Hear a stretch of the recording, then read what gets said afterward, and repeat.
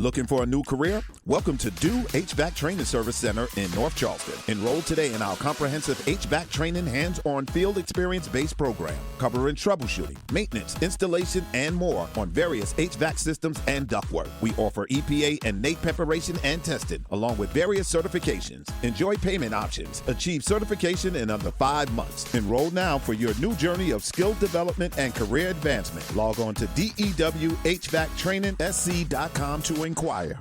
Every team, every topic, everywhere. This is Believe.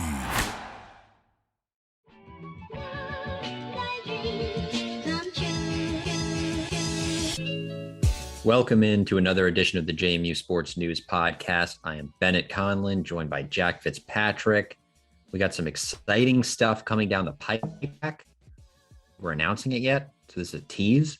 We do have some exciting stuff coming. I almost forgot about that. Some very exciting stuff. And it's not the fact that yogurt with granola tastes amazing. And people have been not telling me about that for 25 years. I thought that was like common knowledge. That you more exciting than that. No, that is not. I've started eating that for breakfast and oh man, is it good. Oh, all right then. Well, that's exciting too. Maybe I'll try that one of these days. Yeah, but our tease is a lot more exciting than that. And it should be coming here soon-ish. Maybe next time, yeah. Probably next episode. We got some exciting stuff on the way. We got some other plans for football season that will roll out at some point, but hoping to churn out a bunch of content during the year. It should be an exciting season. So we have a very exciting guest on this podcast that we'll get to in a little bit. We have a quick little rant. It's all football today, I believe, though. All football. Because we talked TBT in the past. Yep. They were knocked down the first round. We tweeted about that sad loss. We had Jack Bonifant on the last podcast. I'm going to plug that if you haven't listened to it yet, and go back. Former JMU golfer who recently played in the U.S. Adaptive Open, suffered like a severe skull injury. He was only about a month old and has had a crazy, impressive journey to get to where he is in the golf world. It was really fun talking to him for a half an hour while you were chilling at the beach. Yep. And now we're jumping in. We got football season right around the corner. 1 month until Middle Tennessee. JMU currently a 7.5 point favorite to take down Middle Tennessee. So that's kind of shocking to me. I thought that line would be a little bit closer, and before we get any further, I forgot about something. Bet Online is the fastest and easiest way to wager on all your favorite sports, contests, and events with first to market odds and lines. Including JMU Middle Tennessee 7.5. Find reviews and news for every league, including Major League Baseball, NFL, NBA, NHL, combat sports, esports, even golf. Well, the way it's written, BetOnline continues to be the top online resource for all your sports information, from live in-game betting, props, and futures. Head to BetOnline today or use your mobile device to join and make your first bet. Use promo code BELIEVE50. That's promo code BLEAV50, BELIEVE50, to receive your 50% welcome bonus on your first deposit. BetOnline, where the game starts. Hell yeah. Great ad read. Thanks. So we got a quick rant here. So going into like the season, the football season, I would say like the off season, right? They're joining the Sun Belt. It all gets announced, blah, blah, blah, blah, blah, blah. And I was like, we see the schedule. It's 11 games, Sun Belt East, pretty tough. They got Louisville as a non-conference game. And it was like, you know what? Like 500-ish makes sense for this team. And I still think that's probably fair, right? 5-6, 6-5. Something in that general area probably makes sense. But the more people talk about JMU and like, especially like national people or like other Sunbelt fans, the more annoyed I get and the more I want JMU to go like 8-3. So it was like the Sunbelt sidelines, Louisiana account. And they're like, they did their top 7 in each division and they had JMU 7th in the East, which like, fine. Right. I mean, no, because ODU's in it. I think ODU is better than people think. I think ODU is like possibly a bowl team. Like their defense looks good. They got some guys returning quarterback. I think people are low on ODU, but whatever. I think Georgia Southern stinks. They're going to stink. They're a triple option going away from a triple option. And they added like a Buffalo transfer, a quarterback who immediately became the starter without any competition because he wasn't a triple option quarterback. Like that, they're going to stink. But anyway, they're posting them and they put them 7th, which like whatever. But their logic is like they're unproven in the FBS. It's like, That's the laziest logic I've ever heard. I was getting fired up. It was like 2 weeks ago now. But I was getting fired up about all the people saying that they're not going to be good because they're unproven in the FBS. When it's like the last 5 times they played FBS teams, they're 2-0 against a group of 5. They beat SMU and ECU. They had that loss to North Carolina when Carolina had Trubisky. They led 21-14 in the second quarter, ended up losing by 28. They had a game against NC State when, was it Rashad Robinson, I think, got banged up. So they were missing one of their top corners who going into the year people legitimately had as like a potential top 100 draft pick. I think ESPN might have had an article on that. Anyway, he gets injured. It sort of derailed some of his pro aspirations, but they only lose the game by 11. It was close throughout. They had an early lead. They could have won the game. I think DiNucci had like a red zone turnover. There was some stuff there. It was a winnable game. And then West Virginia, they lose by 7 on the road. And they should have won that game in 2019. I think they were a little too cautious at times, but they were right in the game. So they're good. They've been unbelievable against the FCS. People are like, they're just unproven against the FBS. When you look at like an Old Dominion team, which has done truly nothing since joining the FBS other than lose a lot. And the other stuff that drives me crazy, like Old Dominion, they win 5 games in a row at the end of last year against like mediocre Conference USA teams. Yeah, it's like, well, now they're proven against the FBS because they beat Charlotte, or they like beat Louisiana Tech, which Southeastern Louisiana almost beat, who JMU like 40-pieced. Like, it's the stupidest. The logic that they're like unproven is dumb when they've been good the last 5 times. They have a 2010 or whatever that was win against Virginia Tech. Like they don't have a large sample size. So I understand. Bennett, it's different when you have to get up for just the one FBS game. That one drives me crazy too, because a lot of people cite that one where it's like it's hard for a team to get fired up, or JMU's emotions were so high and they treated it like their Super Bowl against NC State. Why was NC State not excited for their season opener? Same with West Virginia. Why was West Virginia under a new coach not excited for their season opener, both of which were also their home openers? That doesn't make any sense. Yeah. That does not make any sense. And the idea that like it's going to take so much emotion out of JMU to go play Texas State is a really stupid argument too, I think. It's like, oh my gosh, just the constant emotional and physical grind of playing at Arkansas State. Like, it's the Sun Belt is good, but let's not act like the Sun Belt is some like freakish league with only NFL superstars. Like that's what bothers me, because I don't think that's entirely true. I think it's a little ridiculous. And like, I don't know, they have a good football team. And the other thing, when people are like, the physical toll, when they were an FCS team, they had 20 fewer scholarships. They should be able to handle the toll more now. I do think like over the course of the season, it's obviously going to be harder. But I think some of that is the teams are better. I don't know. I think there's probably some element that like, hey, if you're playing a Villanova, or not even a Villanova, but like a Delaware, maybe you could rest Antoine Wells or something, and you would still win by 2 scores, or you could rest a star player that's a little dinged up. Whereas now, if that happens, you might end up losing. So like, I can hear some of that kind of argument, but I think people are inflating the Sun Belt a little bit. I think they're inflating the Sun Belt, underselling the CAA, and not fully grasping that like every team when they played JMU, especially in the CAA, that was their Super Bowl too, because to beat JMU like is a huge deal, not like inflating our ego as JMU fans or anything like that. But like in all seriousness, you've won the CAA, 5 straight years, something insane, or 4 of the last 5 years, something like that. So you're the best team in the CAA. You're the cream of the crop. You've won a national championship. You've gotten back there a few other times. You give North Dakota State everything they can handle. So of course, when you play Delaware in Delaware in front of their 70-year-old geriatric fans, like you're getting Delaware's best shot. You got Villanova's best shot when they came to Bridgeforth. So like saying that, I just think it's overinflating the Sun Belt. It's underinflating the CAA. And I think the answer to the question is in the middle ground. And I think when we brought on Noah, which, spoiler alert, is our guest coming up, I think he really hit it on the head really well about what to expect out of the season at the end of the conversation too. Yeah, it's just like, I don't know. I was just getting fired up because like, I think the main thing with me, and like, I think Sidelines Louisiana should get a pass for this. But the main thing is like, if it's a fan account or whatever, but more so when it's like the media members that are kind of like, I just, they're unproven. I don't know what they're like at the FBS, so I'm going to pick them 7th. Yeah.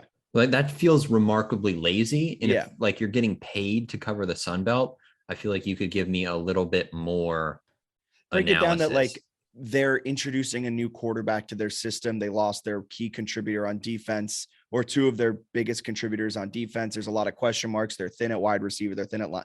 Like, I'll accept that if you use that reasoning as this is why they're 7th in the Sun Belt, instead of saying they're just unproven against the FBS, which is like wrong. They're 2-0 against the group of 5. They're 2-0 against the AAC, which people argue is the best mid-major conference. And they've beaten them the last 2 times they've played them, and they've given West Virginia all they can handle. And if they don't muff the opening punt, they probably win that game. Against NC State, if they don't turn it over late, they probably win that game too. That's 2 wins against Big 12 and ACC schools. And then the UN, like, it is remarkably lazy to say that they're unproven against the FBS when they could beat 50% of the FBS. I think for me, it's like a super, like, this is a very summer argument, where if this argument happened in the fall and there were games, I probably wouldn't even care. But it's just like a sheer level of boredom. But I think it's just the word unproven that bothered me about it, where it's like, I would maybe just say, like, you've never seen them play an FBS schedule and they're like inexperienced and you don't know what it's like for them to go through a whole season against the Sun Belt. That's basically what they're kind of getting at, but it's dumb to me because like them like nearly beating NC State, to me, that entire body of work in one game, that was a good NC State team too. They were like a 9-win team. I think they started 5-0 and like bodied Marshall like a week or 2 later. That is like just as impressive to me as Old Dominion having a 2-10 season, or like, what is it, Georgia Southern struggling with a triple option and sucking last year. Like, why is playing 12 games and sucking in the 12 games make you more proven than having a really small sample size of being competitive? That doesn't make any sense. And also JMU's coach. That's another, like, yes. He was, I know we always kind of joke about it because it gets brought up like so much about him being a Nick Saban assistant and like recruiting Russell Wilson at NC State and recruiting Dante Hightower at Alabama. Like, it just is brought up so much that it's kind of become a butt of a joke. But at the same time, like, you can't say this team's unproven when they had one of the best recruiters on Alabama's staff for a short stint. And then what he did, like, he knows the FBS realm. Yeah, he's been in the FBS a long time. And then they're like, God, I just haven't seen it. They're just unproven. It's like, oh, really? So like the quarterback who's played in like 35 career games, all of them at the FBS level, you just don't know what Todd Centeio is going to do. Like, how hard would it be to pull up like his highlights or one old game of Colorado State last year? Like, it's just stupid when it's like, I just haven't seen it. Well, it's like they're probably going to start like 4 to 6 FBS transfers. The other guys have all played really well. Some of them have even played, like, I think Van Horst is like the 4th-string running back and had like a real solid game against West Virginia. So it's just insane. It's also funny because that, to me, saying they're finishing 7th because they're unproven also means they didn't click the schedule tab on the website. Because if you look at the schedule, like, it's a pretty easy schedule where Middle Tennessee is going to be a tough game, but let's assume they win it. And we'll do a schedule breakdown at the end of this podcast, but it just has like a quick look. You're looking in the month of September to October. There's a strong possibility they're 4-2. That's the other thing. That's like, well, they're unproven. It's like, if you could pick any 2 teams from the West to play, I think Texas State and Arkansas State, I would circle those pretty early on in my like picks. You know what I mean? Like, those are 2 crappy Western teams, and the West isn't that good. I think the Sun Belt's going to be awesome, but there are also a lot of fans that are like, we're the best in the G5. It's not even close. We basically deserve 3 spots in the college football playoff. It's like the current Mountain West, without like better. San Diego State leaving, is a pretty darn good league. And like the Sun Belt West, we can ignore because JMU's not in the division. Kind of sucks right now. Like, I think the league will eventually get better, but the idea that like right now at this moment in time, the Sun Belt is clearly the best G5. It's a daunting test every week. It's like, no, that's not entirely true. Yeah. I mean, yeah, I agree with you on this. And I love the Sun Belt. I think it's gonna be awesome. Like regional rivalries are cool. All these other conferences are going away from it and going out west with the Big Ten. And it's stupid. It doesn't make any sense. It's going to be a lot. I think there are really good teams in the league, but there are also times where people are like, man, do they have 4 Heisman candidates at quarterback between McCall and Bryce? And it's like, still not sold on Chase Bryce, but okay. Like, I think he's really also was never like, didn't he suck at Duke?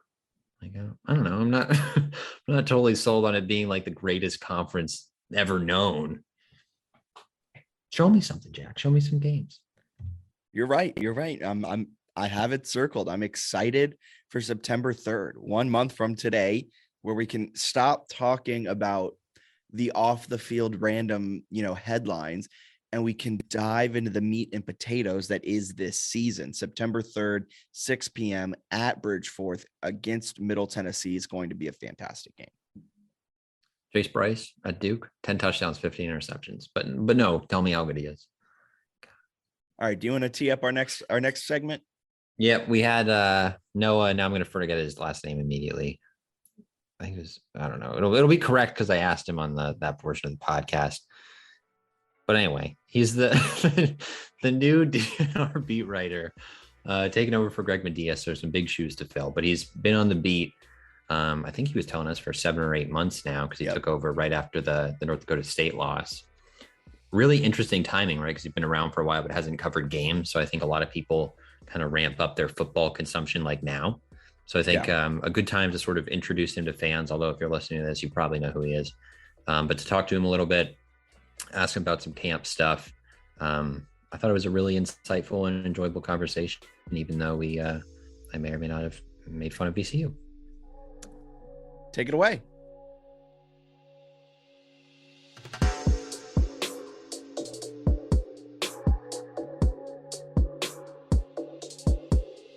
We'll now welcome in Noah Fleischman, the newest football beat writer for the Daily News Record in Harrisonburg. Really excited to talk to him about getting onto the beat, and obviously a lot going on here with training camp starting for JMU football, 11-0 season probably coming, Cincinnati Coach of the Year, all that good stuff. So Noah, thanks for joining us. Yeah, thanks for having me, guys. Yeah, we're excited to have you. I know we're excited to finally talk football too. The summer months can be kind of a grind. Obviously, the Sun Belt move was really exciting and all that good stuff. But I guess let's start with a little introduction for you since you're reasonably new on the beat. I forget exactly when you started, but when did you start at the DNR and what did you do before joining the DNR? Yeah, so I started the Monday after JMU lost to North Dakota State. So a great time to start. I watched that North Dakota State game knowing I was starting on Monday, and it was kind of like, well, this is an interesting time to start after losing that. But so yeah, I started then, but I was actually in college at the time. So I graduated in May from VCU, and I kind of just applied to this job, like almost on a whim. It was like, if I get it, I'll figure out a way to do it. And so that's what happened. So both my class, I only had 2 classes this final semester. So I just did it both online, moved to Harrisonburg in like mid-January, and then have just been doing it ever since. So went back to Richmond a few times here and there, and then obviously to go graduate. But other than that, yeah, I've been in Harrisonburg for the most part. Interesting. Yeah, going to VCU is this the first time you've ever watched football or anything? Or no? No, not the first time I watched football, but the first time I've covered it as like a beat. So it's fun. It's something new. It's basketball is fun, but football is a totally different animal. Yeah, no, that's always interesting. I always forget that VCU obviously has that incredible basketball program, but doesn't have the. Never heard of them. The football. You never heard of them, yeah. Who's Shaka who? Don't know. Yeah, many fans will remember JMU's really impressive 1-point loss to VCU. Is that I can't remember if that was Byington or Rowe, but that was COVID year.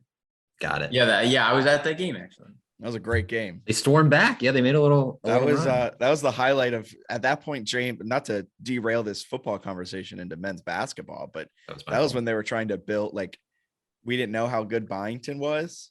And so we were still expecting the worst. And then when they had that little mini comeback, everyone was like, and by everyone, I mean me and Bennett were texting and we're like, is this team good? It was also like their best accomplishment, like losing only by VCU in like 5 years. I mean, it was like a 20-point game at one point. So. Yeah. Anyway, no, but we're excited to have you here and excited to have you covering the football team. So Jack, you want to start with some some camp questions. I figure that'll be the gist of our conversation mostly, right? Yeah, I mean, the biggest camp question is how many best shapes of my life have we heard already? I think we're 24 hours into this. How many have we heard? So last week at media day, I heard 2. Okay. From Isaac Cuckoo. So there was a start. Today, we got Kurt Signetti afterwards. So he obviously said, they're looking good. But we're gonna get some players at the end of the week. So obviously probably a few more then, but they do look good. I do like that. The Percy one, maybe there are some legs there. Like I think having him healthy could be good. I guess they seem more confident. Is that right? They feel more confident, I guess, in him and his health now, because he's certainly one that every year, if you have him healthy, it kind of changes the running game a good amount. Yeah, I mean, they said that he looks like he's moving the best he ever has. And like he told me he feels the best he's ever felt. So obviously that, but he's put on like, I think 20 to 25 pounds of muscle since January. So obviously he's definitely, and he's down to, I think 6 or 8% body fat. So he's transformed in the weight room, which is definitely what you want to see. That's a scary sight. I was doing like a roster scroll, which I do when I get really bored at some point, like in the winter, and they did have him at like 190 or something. And then whenever they updated, it was like 212 or something. I was like, whoa, all righty. That's pretty impressive. He added a lot of weight. Yeah, that's good to see. So we've got Percy in the running back room. I know they have a bunch of other good running backs. I think we were kind of interested in, obviously it's the first day of camp. We're talking to you on Wednesday, August 3rd, but quarterback competition for us feels like it's probably Todd Centeio, at least is the leader there. Is that sort of the accurate gist of kind of the guy right now? That's what it looks like just in camp. He was with the ones today. And, afterwards, the question was posed like, so what's the plan with quarterbacks? Because during the spring, they were alternating Todd Centeio and Billy Atkins every day between first and second team. And Kurt Signetti doesn't know what he's going to do tomorrow. So it'll be interesting to see what happens. He said they could do it that way. They could just leave it how it is, so it'll be interesting. But I think it's kind of leaning that way just with that answer of saying, I don't know. We might just leave it and see what happens. Do you think how much better, if better, is Todd Centeio to the rest of the group? You can tell he's been around the block. I mean, obviously you just look at him. He's an athlete. I mean, he's tall, he's big, he can do the job. I mean, he's done it before.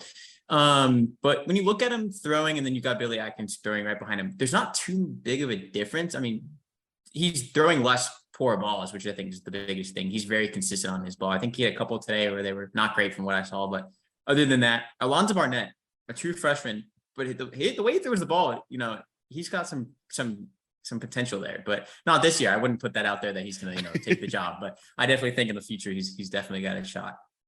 Yeah. JMU fans seem to love Barnett. Like he seems to, whether you're tweeting something or like the spring game stats or something like that, it seems the replies are always like, give Barnett a chance. He needs more reps. And it's just, there's always that one random quarterback that JMU fans really key in on. Was it Kyle Adams a few years ago? Yeah, no, you missed out on the Kyle Adams era where he was torching some like low level Indiana high school competition. And JMU fans were like, no, like this guy's the future.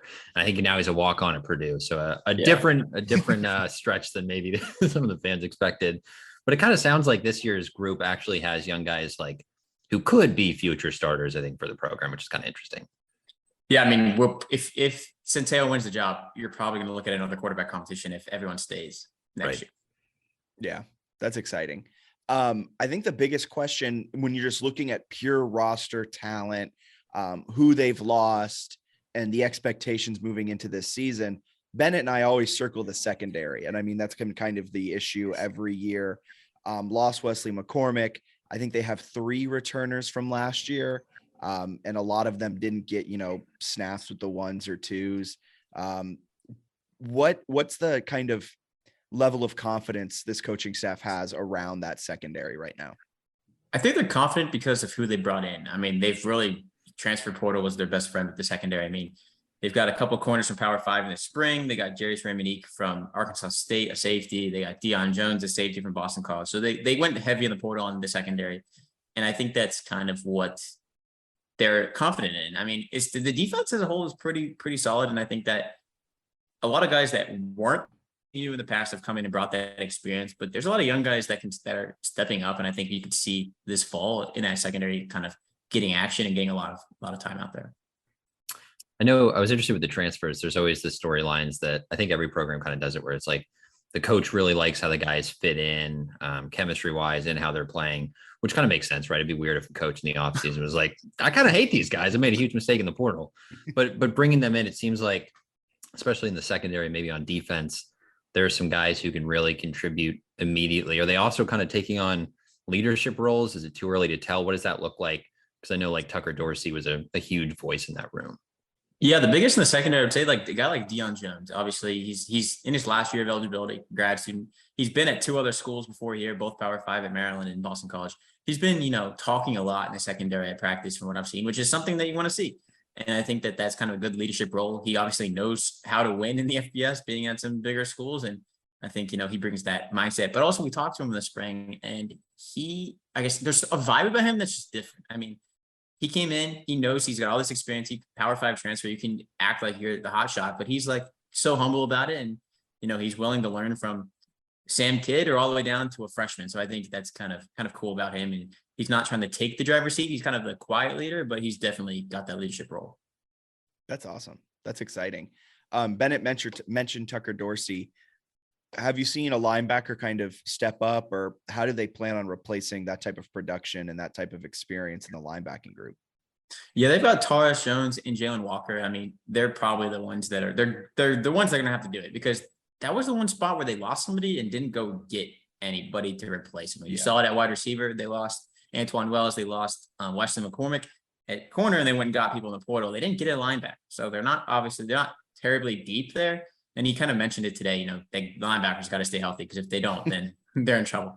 So I think Jalen Walker, he's going to have to step up big time. And Taurus Jones right next to him. I think they'll be fine. They're 2 young guys, but they're quick and they're fast and they're strong. So I think that's all you really need out of a linebacker.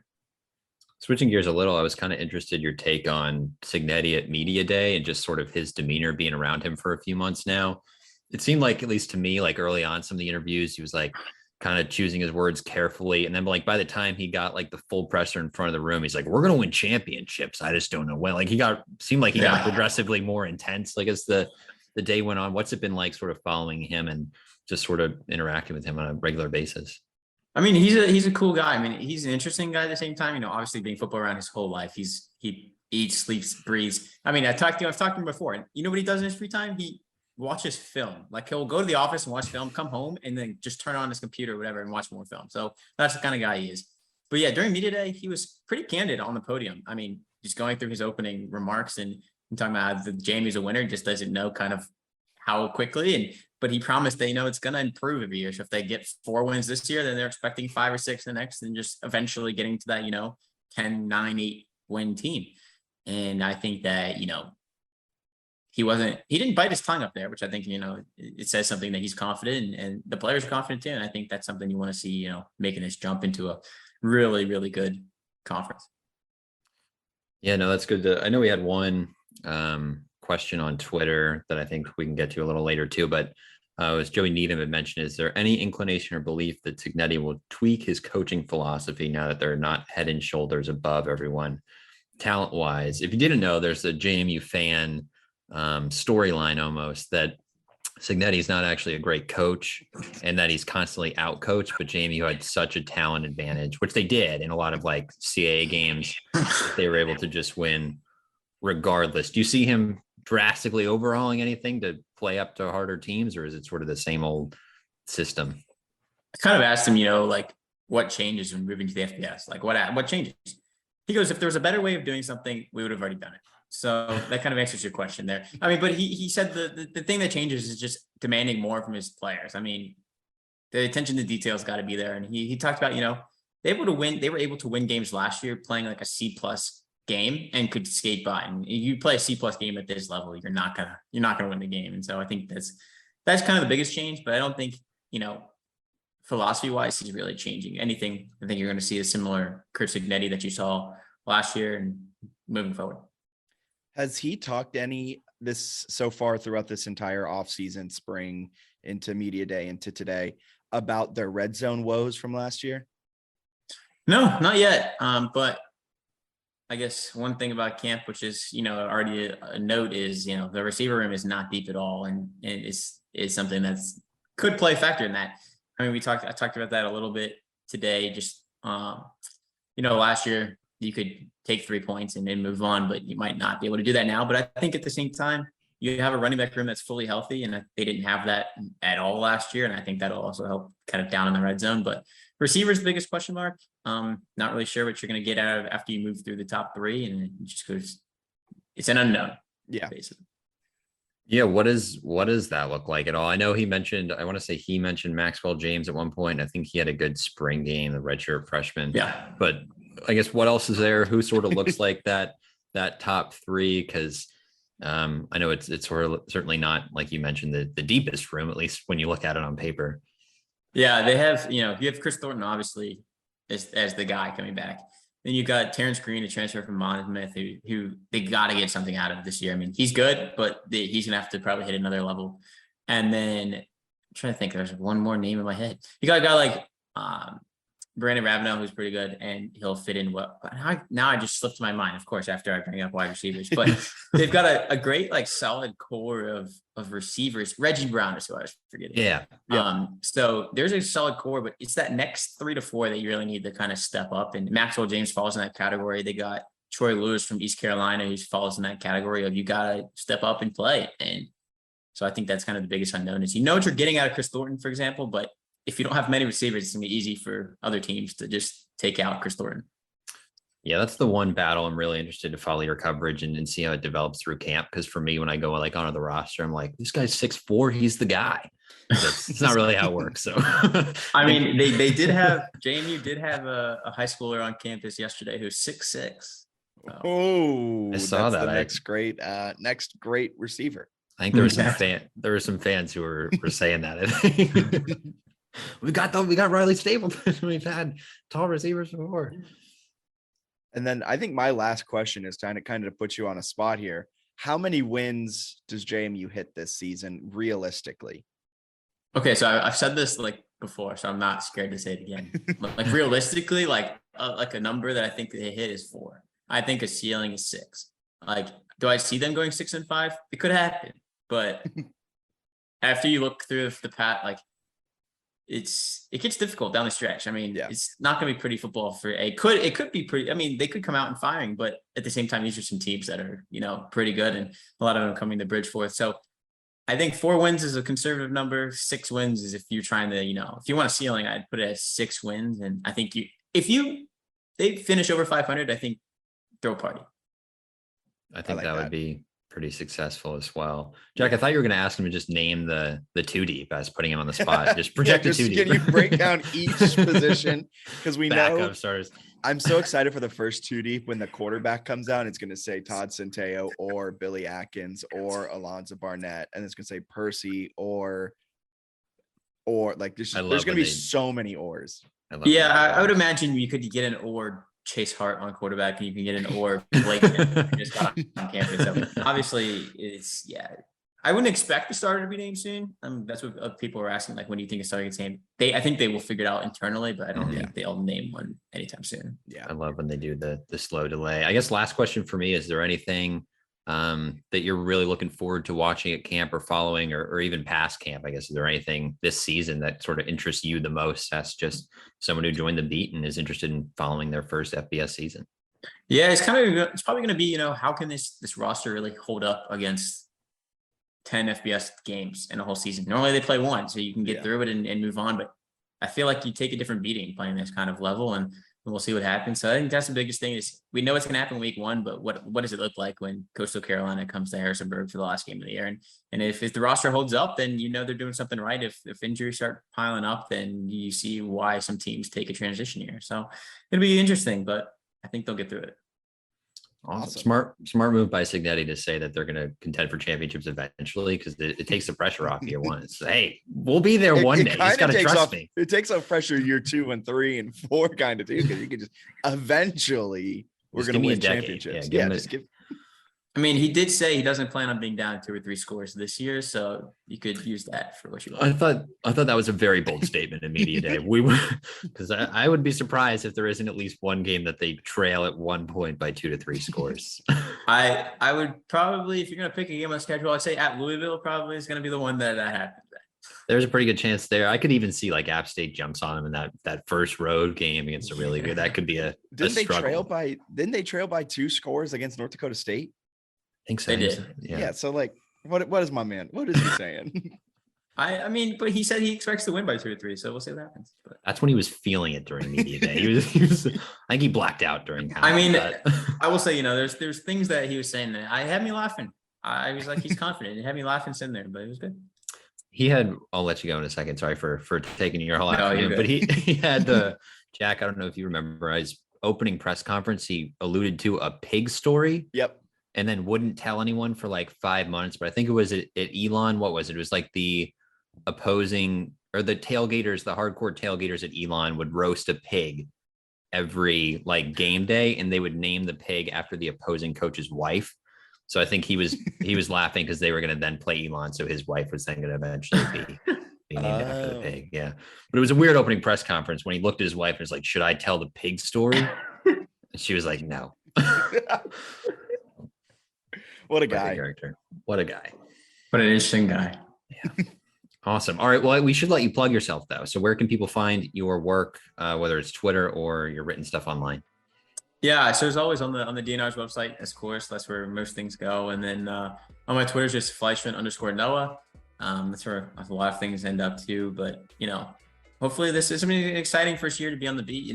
Moving to the FBS, I've gone through what 7-8 months of no football really. So finally, actually a month away feels pretty good. So looking forward to a month from today.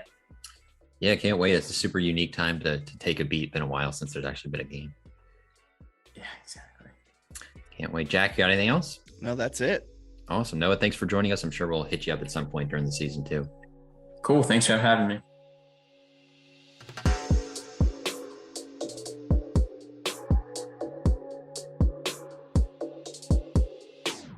Thanks again to Noah. Some fantastic insights all around. I think my favorite part of the conversation was the amount of I'm in the best shapes of my life, but then Percy actually had the stats to back it up, 6% body fat, threw on 20 pounds of muscle. I mean, I can do that in like 2 days. So it's kind of weird that it took him an entire off season to do, but hats off to him. Hats off to Isaac Ukwu at Media Day. And eventually this JMU team will win games. Yeah. I mean, it's at some point they're going to contend for a championship. It could be now. It could be in 2050. It could be another 100 years from now, but at some point, they're going to be a championship brand. Could be not with Curt Cignetti, could be with Curt Cignetti. I'm also, we didn't get into this with Noah, but I'm really interested to see JMU. Like, it seems like JMU fans have tempered their expectations pretty well, where they're like accepting of, 6th, 7th in the Sun Belt East. But I'm really excited to see, when it is the dog days of winter / late fall with November game starting really against Marshall, October 22nd, really strong chance that they lose their final 5 games. And I'm really interested to see how JMU fans like react come November 27th after a 3-possession loss to Coastal at home. Yeah, I'm also very interested to see the reactions to whatever this year brings. I think somewhat interesting. You've got the like over under win totals. I guess it varies by book, but like it's still kind of right around 6.5. But I think the under has a decent amount of juice now, where it's like that's sort of the side that I guess would not quite as much value, but the side that makes more sense of the 6.5 would be going under, which I think checks out. Yeah, I think the fans have a general idea that they're not going to be the best, but I also think they might surprise some people with how competitive they are in games. That was sort of the one thing from Media Day that stood out to me the most from Curt Cignetti was, and we kind of got into it a little bit with Noah at the end, where he was like, yeah, we're not going to be down by 2 or 3 scores, which probably not true. But the idea that he thinks they're going to be competitive in all 11 games, I thought was interesting and is important a little bit, right, for the Sun Belt. Just the fact that from a fan perspective, that they can be in every game. Like, even if they don't have a great record, I think the game against Coastal could still be a lot of fun at the end of the year. Yeah, 100%. And I think we've teased it enough. Do you want to do a week by week breakdown of this schedule before we jump into it? Are you on the over or are you on the under 6.5 wins? I think the safe play is the under. I think okay. Expecting them to get, what about you? I'm on the under as well. There's no way they can get 7 wins. 7 just feels really high. Really high. And what Noah said, if they're 6-5 at the end of the season and they're over 500, that's a win. Like that's JMU should celebrate that.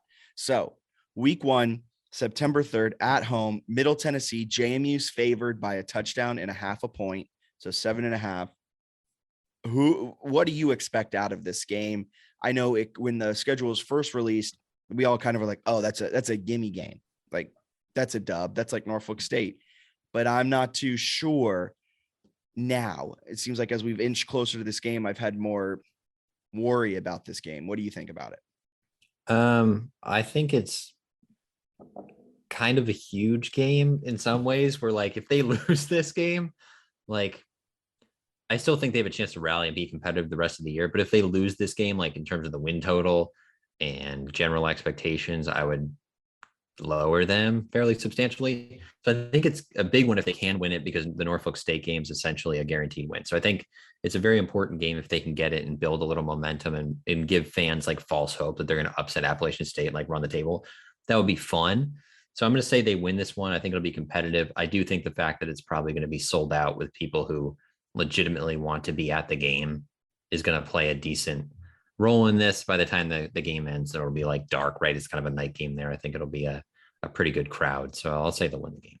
Middle Tennessee's coming off of a 7-6 season, 4-4 in Conference USA, and a Bahamas Bowl win. Not a bad team. Not a bad team at all. I think JMU's kind of overinflated them. It is worth noting they were 2-5 away from home last season, 4-1 at home. So a much different team when they hit the road, and being in Bridgeforth, I think will play a major factor. I think JMU will see some solid success this season at home. And I think it does begin week 1 against Middle Tennessee. I think it'll be, like you said, though, it's going to be a huge game, and it might be really difficult at the same time where you're going to be trying to figure out a lot. There's a lot of new faces on this roster. So it will be interesting to see, but I think it's a win. I think it's a close win though. I would go on Middle Tennessee plus 7.5, but this isn't a betting podcast. So. No, but there might be a little value there. This one's probably gonna be competitive. Week 2 is September 10th. Norfolk State comes to town. I think we both are on the same side. The Spartans picked this one up in a really crazy win. Yeah, I just hope that the ESPN broadcast is the Norfolk State guys. I don't. Why would you ever hope that? I love them. The guy would like throw an interception, and they're like, honestly though, tight spiral. He ripped that ball. And then there was a lightning delay, and then they just ended the game in the third quarter, where if they had played that game out, I think a lot of records would have been broken. Going into it, I was hoping they would win 100-0. I think they were on pace to. Yeah, they would have probably at least hit like 80. So yeah, I don't think anything crazy about this one. I think it's a get right game before week 3, getting on the road against App State. Actually, week 3, they have a bye. Oh, so sorry about that. That is how there's a plus. Yep. Okay. It's an important bye. I don't like. Let's get your take on this. Do you like an early bye? They have 2 because it's the 11 game, so it like works out pretty well for them. But like if they only had the 1, that would stink. But it works out because they get the 11. I saw someone on YouTube. It was like maybe they'll add a 12th game. I was like, I don't think they can do that in the transition year. I don't think that's right because the sounds like how the year works. It wasn't dumb. I know, but it does sound like that. Our friend, right when the schedule came out, he goes, I expect 12 games. So I think James is going 6-6. And we were like, well, there's only 11. So I don't know how that's happening. That's a bold prediction, though. I like that. So week 3 bye, week 4 App State, first away game, first Sun Belt game against arguably the best Sun Belt team, not only in the East, but overall. What do you expect? They're the betting favorite to win the entire conference, despite the fact that the East is harder. I think Louisiana's like minus odds to win the West, but they're still giving App State. App State's schedule is really hard at the beginning of the year. I will say that. They open at home against North Carolina, which is like a sweet home game to have. Yeah. Then they go to Texas A&M, which is like a top 10, top 5 caliber team. So like they'll be tested early. They have Troy the week before JMU. So excited to see what they do. I think it's like, it would be fun if JMU was 2-0, you get the bye week, you get, App State's already played better teams. Maybe they're overlooking it, but I just think they're better. And like going on the road to Appalachian State is going to be such a hard test. So I'll take Appalachian State. I think Appalachian State too. I think this is going to be such a fun game though. Like, Yes. this is the perfect welcome to the Sun Belt game. I think there is, outside of maybe playing Coastal at home. Just an awesome game. App State will win. They are the better team. There's a reason they're the betting favorite to win the Sun Belt. But that's going to be a fantastically fun game. Don't forget that Chase Bryce threw 5 more interceptions at Duke than he did touchdowns. How long has he been at App State, though? Just the 1 year. He had a great year last year. I will give him that. 27 touchdowns, 11 interceptions, over 3,000 yards, ran for 3 touchdowns. So he had a really good year his first year there. I'm not holding much against him what happened at Duke because they are a not great program. Honestly, that's fair. That's fair. He's a solid quarterback, but I've seen some people floating him as like an NFL quarterback. And I'm like, I'm not yet sold on that. Yeah. Okay. I'll agree with that. October 1st it's the Everett Withers revenge game. Texas State is coming to Harrisonburg. This is breaking up a 3-game kind of, I can't word this correctly, 3 away games from September 24th to October 15th. This is kind of breaking it up. If you follow my logic there. Yeah. Who do you like in this game? This is Sun Belt game number 2, game number 4 of the season. I don't think Texas State's going to be very good. Now, why is that? Is it because Everett Withers left that program in ruins? That's just such a hard job too, where it's one of those jobs that people are like, it's a fertile recruiting ground. It's like, yes, if you can beat out like the 8 other colleges in your state that have better football programs, it's a very fertile recruiting ground. So I don't think Texas State's great. I think the game being at home on family weekend should make for a decent crowd. And I think they'll win it and get to 3-1. So last season, Texas State went 4-8. I kind of like looking at these kind of bad teams, what their records were. They did have a 9-point loss to Baylor at home for their home opener. So not too terrible. They did lose by 8 to UIW. They did lose by a lot to Eastern Michigan. They beat South Alabama in a 4 overtime game. They lost to Troy, lost to Georgia State, got shut out by Louisiana. They did win their homecoming game against ULM, and then they lost to Georgia Southern, lost to Coastal. Not a great year for them. Lost some really bad games. I think JMU wins this game. Jacksonville State has not won more than 4 games since 2014. Jacksonville State. Sorry, Texas State. Where did Jacksonville State come from? The head coach's name is Jake, and it got in my head.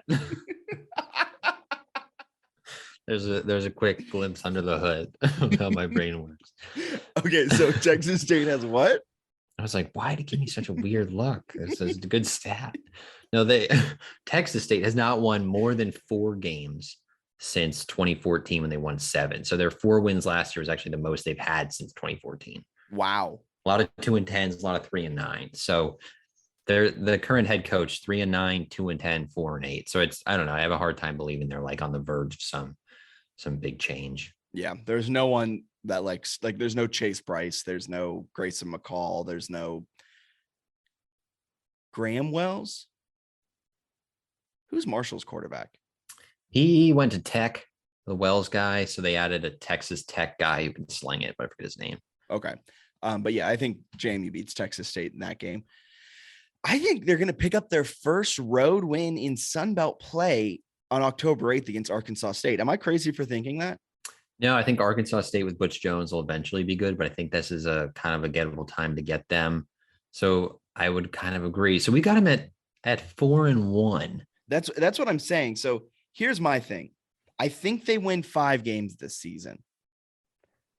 I think they start the season really hot. Mm-hmm. And then I think the end of the season is a murderer's row of teams: Coastal, Louisville, Marshall, Georgia really State. Is. Like it's such a front-loaded schedule that I think, and this is why I'm excited to see JMU fans come end of season when they've dropped their final 5 and you're sitting there and you're like, we were 4-1. We're now 4-6. Okay, so how do you think, going off of that, how are JMU fans reacting? Let's say it's October 12th, so the middle of the week after they've beaten Arkansas State. They're what, 3-1? Or you think they beat Georgia Southern too? No, they're sitting at 4-1 after beating Middle Tennessee. I forgot Middle Tennessee. Yeah. So they'd be 4-1 after that. And then going into Georgia Southern. I think JMU fans have hyped themselves up to think not only can they beat Georgia Southern, they see a win at Georgia Southern because you just came off the win on the road against Arkansas State. And then they have Marshall circled homecoming and they're like, we're 6-1, baby. But I think in all reality, they're going to be 4-3. You think they're going to lose to Georgia Southern? Is that the triple option? They have Clay Helton though, but yeah, they're transitioning away from the triple option. I think it'll be tough at that portion of the schedule so I did say I think they win 5 games. I do think they'll win Marshall or they'll win this one. We got to pick one. I'd rather them win Marshall, but I'll go Georgia Southern.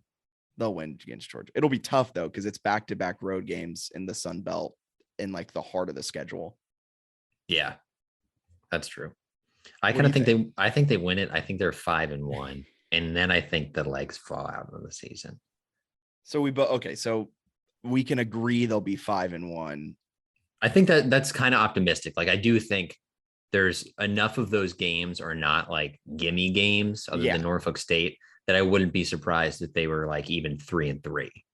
I think it's more likely they lose Georgia Southern than they win. That spot too, if they are playing really well, actually feels like a tough spot because it'd be on the road again. Yeah. And people would be hyping the living crap out of that Marshall game. So it's going to be a tough spot. I think we're at 5-1. It's definitely a little optimistic, but I also don't think it's out of the realm of possibility. I also do think they win 5 games this season. So like, okay, if there's a spot where they're going to win 5, like I think that's the first 6 games is where your 5 wins come. I don't think you pick up a win in your final 5 weeks. I think okay. We'll break it. Okay, so we're going week by week. October 22nd, Marshall. I think that's one they're going to lose, at least the way I'm playing out this season with 5-1, huge game. I am pretty high on Marshall. I really like what they have. I like their coach. I think they're a really solid team. Yeah. I think that was a huge get for the Sun Belt. It's going to be a great rivalry. I think it'll be a good game. Like, I don't think it'll be non-competitive because it's homecoming. Fans will be crazy. It'll be sold out, much like week 1 against Middle Tennessee. But I think Marshall's like the better team. I would agree. I think they probably have a better team. So then November 5th, they head to Louisville. Malik Cunningham. Yeah, Malik Cunningham, assuming he's healthy, man, the guy's a freak. I think he has a chance to kill him. They haven't been bad under Scott Satterfield. They've just been like maybe more mediocre than they wanted, but they're starting to get a bunch of recruiting wins, which is kind of confusing. I wonder if they're throwing the bag at people, but anyway, I think they'll win that one. So I think JMU loses that and is 5-3. They're 5-3 now. Then they head down to ODU in Norfolk. I think they lose that game. I just think ODU is underrated. I think people are kind of sleeping on. It's a road game rivalry. I think ODU is going to be decent this year. So I think ODU beats them. And ODU did finish the season really well. Like if they can keep that momentum, I know it's really like they're well coached too. It also, you don't keep momentum from season to season, but like I'll go into that cliche. If they can keep that momentum after winning 5 games in a row but losing their bowl game, like they should beat JMU. I think they're a better team than JMU at this moment in time. Georgia State, November 19th. Georgia State, I don't know what to think of them. I don't think they're that great, but they return a ton. I want to say at media day, their coach was talking. They got like 18 of 22 guys or something, and they won like 7 of their last 8 or something. So I'm going to say they lose that one and they're 5-4 just because I think Georgia State is a kind of an underrated team. I agree. I think, isn't Georgia State like picked to finish 2nd or 3rd in the Sun Belt East? They're somewhere in the top 4. I want to say they're 3rd. I think it's like App State, Coastal, and then Louisville, and then Georgia. I'm almost saying Louisiana, and then I think Georgia State might be 3rd or something like that. Yeah, they're certainly in the mix. If they're going to win a game in this final stretch, this would be the game they win. I think but I don't think they win it. It's definitely a gettable game. Yeah. I think ODU is also a gettable game, but I think being on the road just makes it so much harder. Especially, I want to know this from the coaching staff. And I wish we would have asked this question of Noah, but it probably hasn't come up yet. And it'll probably come up when they go on their first road trip. You've been doing the CAA road trips for 15, 20 years, like as a program for so long, right? You've been going to Taos, you've been going to Delaware, you've been going to Maine, etc. I feel like figuring out the logistics of a completely new travel is really going to add like a layer of stuff that we might not initially think about. Sneaky good article idea for someone on the beat. Just like talk to whoever handles the logistics. Yeah, because they probably have like similar hotels and plans and all that stuff. It's like, where's your hotel? Who's doing the catering for the game? Yeah, that's fascinating. Yeah. Thank you. So I think that'll be a really big thing for these away games this season, because it's a new experience every single time. Like if you had a 5th-year senior, Cole Johnson had been to Newark, Delaware 3 times in his career. He knew what to expect. Now you get Percy, who's in his 15th year at JMU, has never been to any, like you don't know what to expect even as a veteran. You're all a freshman traveling for the first time. So I'm really interested to see how that plays out throughout the season. For that, I think ODU is a loss because it's traveling down to Norfolk. Georgia State is a gettable game, but it's a loss. And that was just a long-winded way to bring us into November 26th, our season finale against Coastal at home. Yeah, I think JMU wins this one. No, you don't. Yes, I do. I think they end with a bang. Coastal plays. Lying. So here's my logic. I think either Coastal is a little more overrated and they'll be out of the Sun Belt East chase and just like ready to check out by that point. And it'll be App State or Marshall or someone else who gets it done.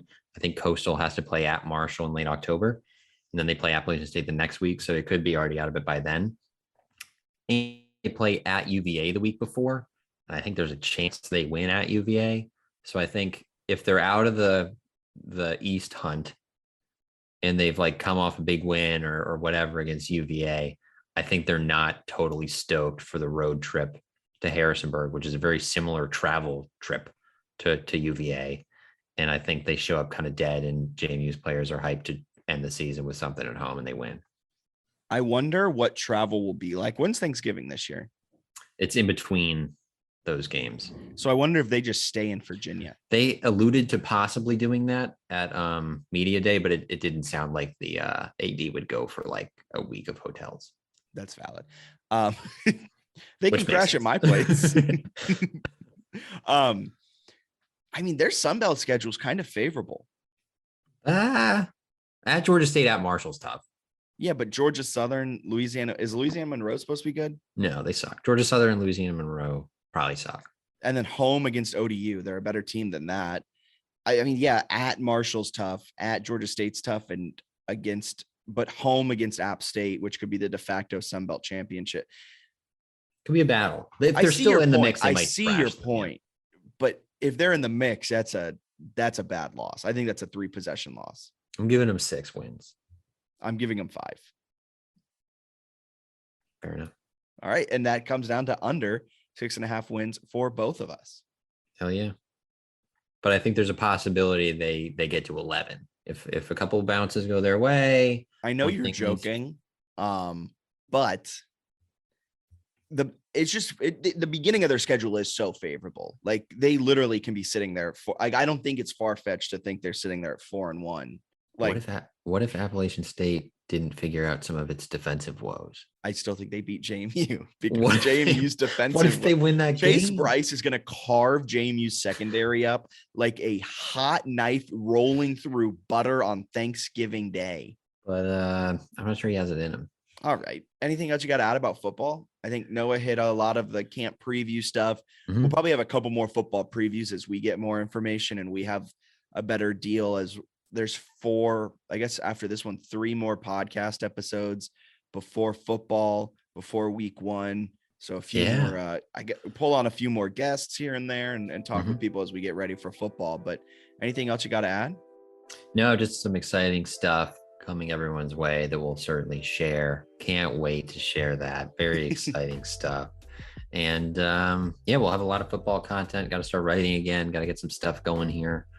But it's going to be good. I'm excited for football season. We're going to have a mega preview at some point, I think, is our plan. I think mega preview probably 2 weeks out. Yeah. so we have more information and we can kind of do a deeper dive and opponent research, and we'll actually do research for a podcast. Yeah, that's crazy. Wow. All right. For Bennett Conlon, my name's Jack Fitzpatrick. We have so much exciting news coming. We're just going to continue. Maybe we'll never drop the news and we'll just keep teasing it. I like that. Have a wonderful rest of your day, whichever day you're listening to this. You know, it could be a Monday, a Tuesday, a Wednesday, a Thursday, a Friday, a Saturday, or even a Sunday. Until next week. See ya.